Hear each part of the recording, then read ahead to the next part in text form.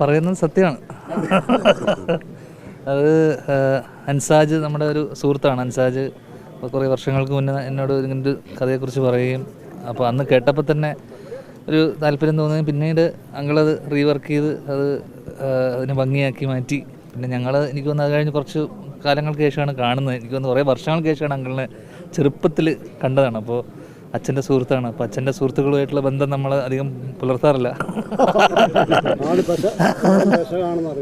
അതെ അതെ അതെ. അച്ഛൻ്റെ സുഹൃത്തുക്കളൊക്കെ നമുക്ക് ഇന്നേ വരെ ജീവിതത്തിൽ പാര മാത്രമേ വെച്ചിട്ടുള്ളൂ. അപ്പോൾ അങ്ങനെ ഇപ്പോൾ വീട്ടിലേക്ക് വിളി പോവും, പെർഫോമൻസ് മോശമാകുമ്പോഴും പലതിനും. അപ്പോൾ ആ രീതിയിൽ എന്ത് സംഭവിക്കും എന്നുള്ളൊരു ടെൻഷനിലാണ് ഞാൻ മൊത്തത്തിൽ. അപ്പോൾ എന്തായാലും സന്തോഷം. പാലക്കാട് പിന്നെ നമ്മൾ ഒരുപാട് പടങ്ങൾ സ്ഥിരം, ഈ വെയിൽ അത്ര സുഖമുള്ള പരിപാടിയല്ല. കുറച്ച് കഴിയുമ്പോൾ മഴ പെയ്യും.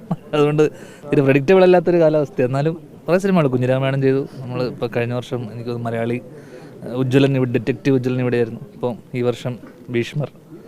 ഒരുപാട് സന്തോഷം. പിന്നെ വിഷ്ണുവായിട്ട് ആദ്യമാണ് വർക്ക് ചെയ്യുന്നത്. രാജോട്ടനൊക്കെ നമ്മൾ മലയാളിയിൽ അച്ഛനായിരുന്നു. സന്തോഷ് ചേട്ടൻ അമ്മയെ പ്രതിനിധീകരിച്ചുകൊണ്ട്, സന്തോഷ് ചേട്ടനുണ്ട് ഫെഫ്കേനെ പ്രതിനിധീകരിച്ചുകൊണ്ട്, എല്ലാ സംഘടന നിന്നത് അഖിലേട്ടൻ. അപ്പം എല്ലാവരും ഉണ്ട്. അപ്പം എല്ലാവരും പരിചയക്കാരാണ്. ഒരുപാട് സന്തോഷം. എനിക്ക് പറയാനുള്ളത് ധ്യാൻ പറഞ്ഞു. ഇനി എന്തെങ്കിലും ഉണ്ട് പിന്നീട് പറയുന്നതായിരിക്കും നല്ലത്. അതെ, അത് ആഘോഷിക്കുകയല്ല എല്ലാവരും. ഒരുപാട് സന്തോഷം.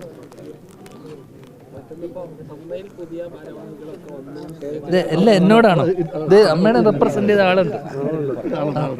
നമുക്ക് ഈ സിനിമയെക്കുറിച്ച് സംസാരിക്കാം. അതെ അതെ, സിനിമയെ കുറിച്ച് അതാണ് നല്ലത്.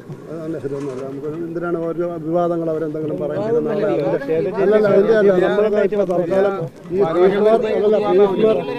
ഭീഷ്മർ എന്ന് പറയുന്ന സിനിമയ്ക്ക് വേണ്ടി മാത്രം നമ്മൾ സംഘടിപ്പിച്ച ഒരു ചടങ്ങാണ്. ദയവ് ചെയ്ത് അതിനെക്കുറിച്ച് മാത്രം ചോദിച്ചു.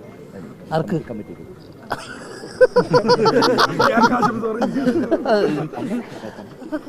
കമ്മിറ്റിക്ക് ആശംസ പറഞ്ഞോണ്ട് പറഞ്ഞു.